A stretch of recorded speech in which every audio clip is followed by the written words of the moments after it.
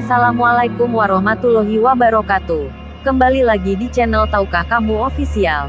Kali ini Tahukah Kamu Official akan menelisik tentang sejarah awal datangnya santet di Indonesia.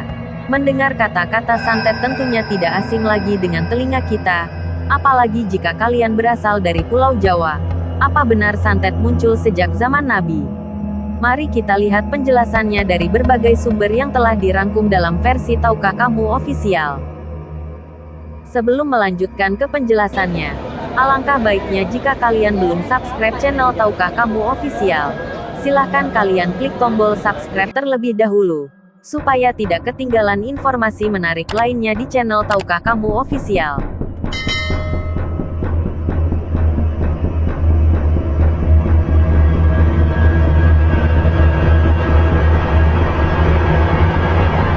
Fenomena santet tak bisa dianggap remeh. Bahkan dahulu pernah ada aturan khusus terkait tukang santet yang bisa diganjar hukuman mati. Di Indonesia, berbagai macam tradisi kuno masih kental terasa, baik tradisi dalam bentuk baik maupun berdampak buruk. Salah satunya yakni ilmu hitam.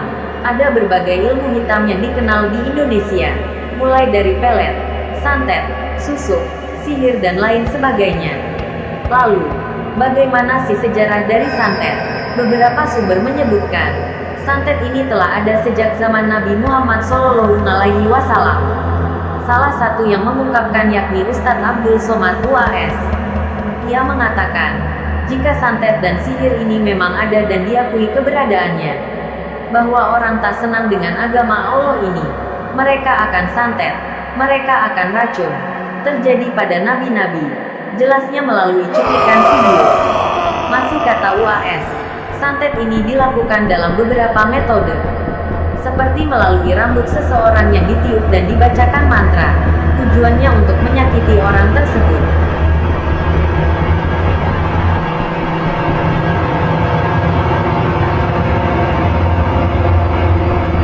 Santet di Indonesia.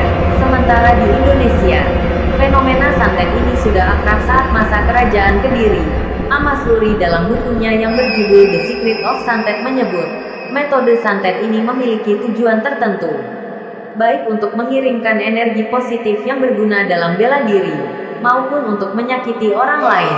Ini dimiliki hampir semua bangsa dari berbagai belahan dunia, tanpa melihat asal-muasal suku dan kepercayaan atau agama yang dianut, katanya. Selaras, almarhum Prof. Dr. Eds. Ekat Jati, ahli sejarah mengungkapkan, ilmu santet ini merupakan warisan masa lampau.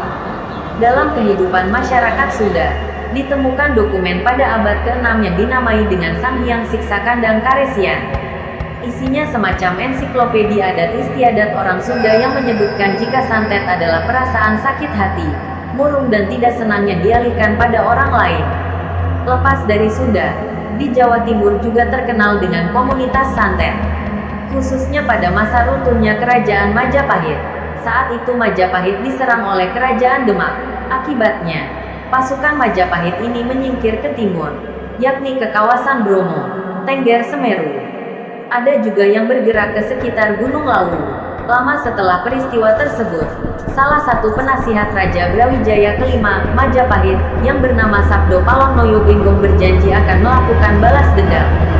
Bentuk pelampiasan dendam orang-orang Majapahit atas serangan Demak yang menyebabkan mereka terusir dari tanah kelahiran dan keyakinannya dilakukan dengan cara supranatural, tulis Mas Luri.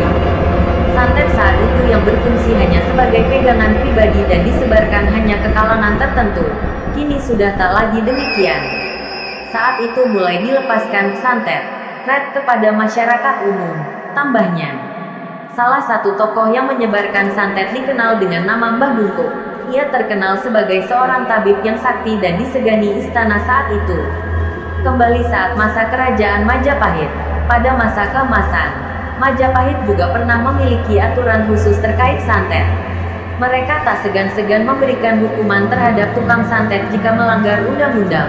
Barang siapa menggunakan boneka atau sejenis dengan tujuan menenung orang lain, dia diancam hukuman mati. Bunyi aturan Majapahit soal santet. Undang-undang ini begitu jelas, sebab ditentukan juga kriteria yang bisa mendapat hukuman.